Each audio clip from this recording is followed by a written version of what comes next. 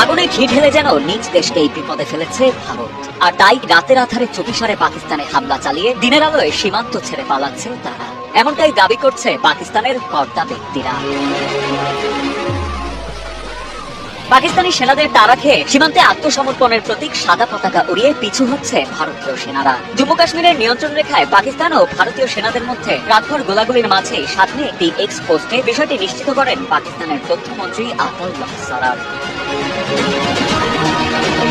সম্প্রতি কাশ্মীরের পেহেলগাম ট্র্যাজেডিকে কেন্দ্র করে যখন পারমাণবিক শক্তিধর দুই প্রতিবেশী দেশের মধ্যে চলছিল কাদা ছোড়াছুড়ি, ঠিক তখনই দক্ষিণ এশিয়ার এই অঞ্চলে নতুন করে উত্তেজনার সৃষ্টি হয় পাকিস্তানে ভারতের হামলার মাধ্যমে। গেল 6 মে দিবাগত রাতে পাকিস্তানের বাহাওয়ালপুর, কোতলি ও মুজাফফরাবাদ সহ বেশ কয়েকটি এলাকায় অতর্কিত হামলা চালায় ভারত।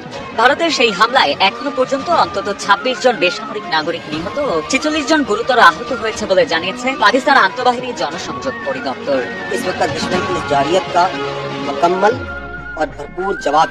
তবে ভারতের এমন অতর্কিত হামলার পর কার্যত থেমে নেই পাকিস্তান সরকারও। নয়াদিল্লিকে শক্ত হাতে প্রতিহত করতে কঠোর পদক্ষেপ নেওয়া হবে বলে সাফ জানিয়ে দিয়েছে ইসলামাবাদ।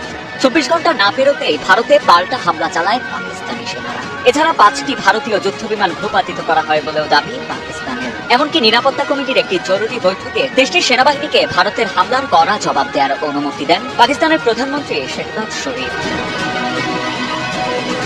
উল্লেখ্য, পেহেলগাম ট্র্যাজেডির পর ভারতকে নতুন করে পাকিস্তানের সঙ্গে সংঘাতে জড়াতে বারণ করে আসছিল পশ্চিমা মোড়লদের অনেকেই। এমনকি পাকিস্তানকেও তারা সংযত থাকার আহ্বান জানিয়েছিল। কিন্তু বহির্বিশ্বের সব রকম বারণ আর নিষেধাজ্ঞাকে বৃদ্ধাঙ্গুলি দেখিয়েই দৃশ্যত পাকিস্তানে এমন হামলা চালালো ভারত সরকার। সব মিলিয়ে উত্তেজনার পারদ এখন তুঙ্গে। এদিকে দুই দেশের মধ্যে ক্রমবর্ধমান এই উত্তেজনা দক্ষিণ এশিয়ার স্থিতিশীলতার জন্য বড় হুমকি হয়ে দাঁড়াচ্ছে বলেও মনে করছেন আন্তর্জাতিক বিশ্লেষকেরা।